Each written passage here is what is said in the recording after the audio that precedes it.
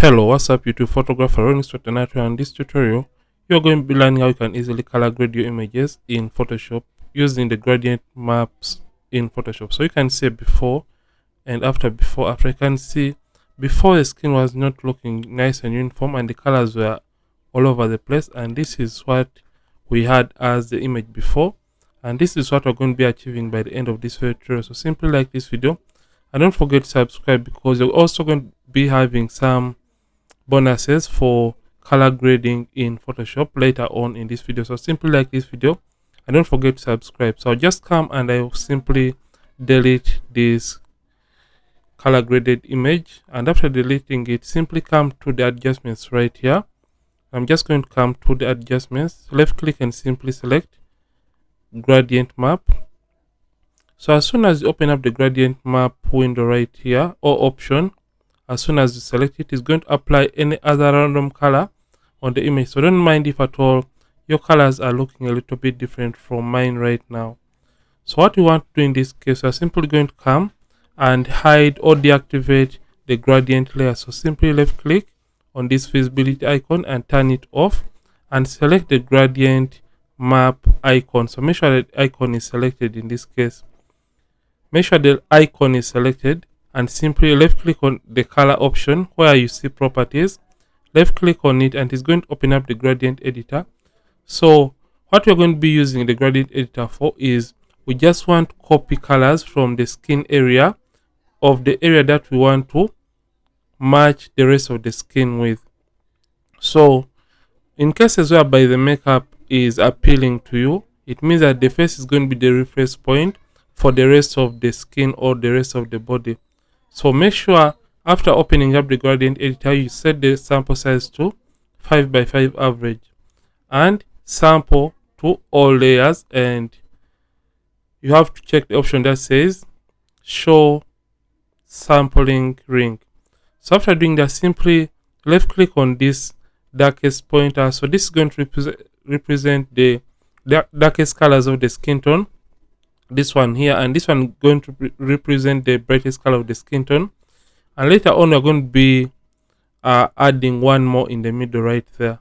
So we're just going to simply left click on this pointer, then left click on the color option to open up the color picker or stop color option. So with this, like I said, choose the darkest point of the colors that you want to get or map from the skin and hit OK.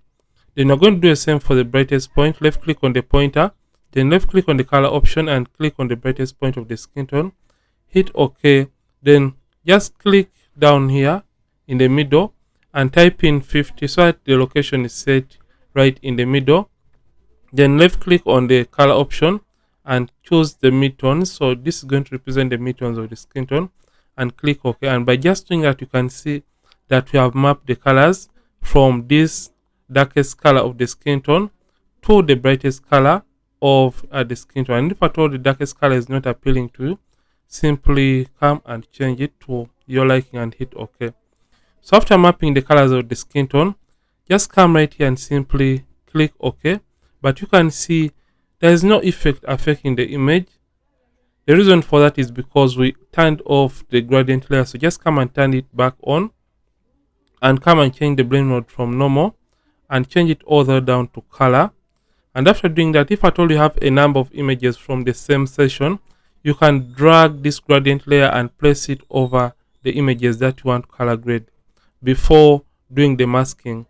So just come right here and simply select the white layer mask right here and press Ctrl I, or you can use Command I on the keyboard to invert the effect. So to invert, you select the white layer mask this time around and press Ctrl I, and it's going to turn into black, or you can use Command I if at all you are using Mac. So just come under the brushes and select the normal brush tool, and simply with the hardness of 0 and soft round brush is selected, make sure the mode is set to normal, opacity at 100% and the flat 100%. Then after doing that, make sure you have black and white on these two color swatches right here. So if at all you have any other different or random color apart from black and white, you can simply press D on the keyboard. D is going to reset the colors to black and white. or you can simply left click on the tiny boxes. So with white as the foreground color, so to switch between black and white, you can use X on the keyboard, or you can use this arrow. So make sure white is the foreground color and black is the background color. So with that done, simply reduce on the size and simply start painting on the skin, just like that. Just come and paint on only the skin.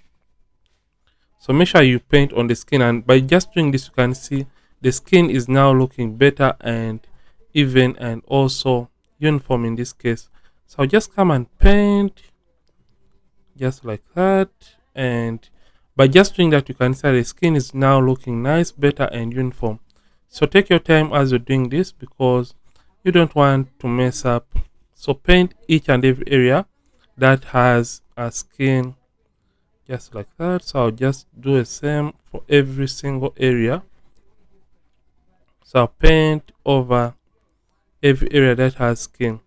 So in order to see the areas you may have missed out as you're painting or during the painting process, you can even zoom in by using Ctrl plus, or you can use Command plus on the keyboard and paint on each and every area that has or contains skin in this case. So I'm just going to paint quick and fast enough, but always take your time.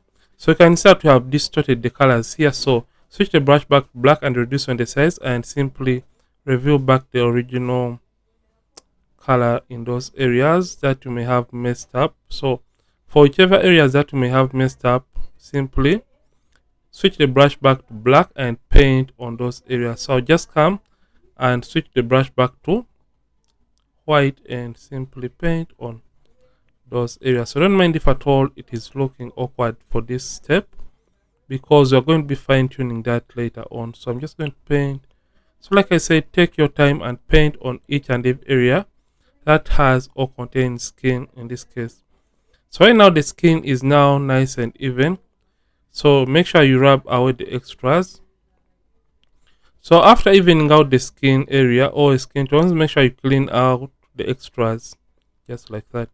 So this is a before after. So after doing that, simply come and reduce on the opacity if at all the effect is too much for your liking. So I'll go with around 70 or 68. So this is the image before, and this is what we have before after. And after doing this, the next thing is going to be fine-tuning the image to have better colors if at all the image is looking oversaturated for your liking.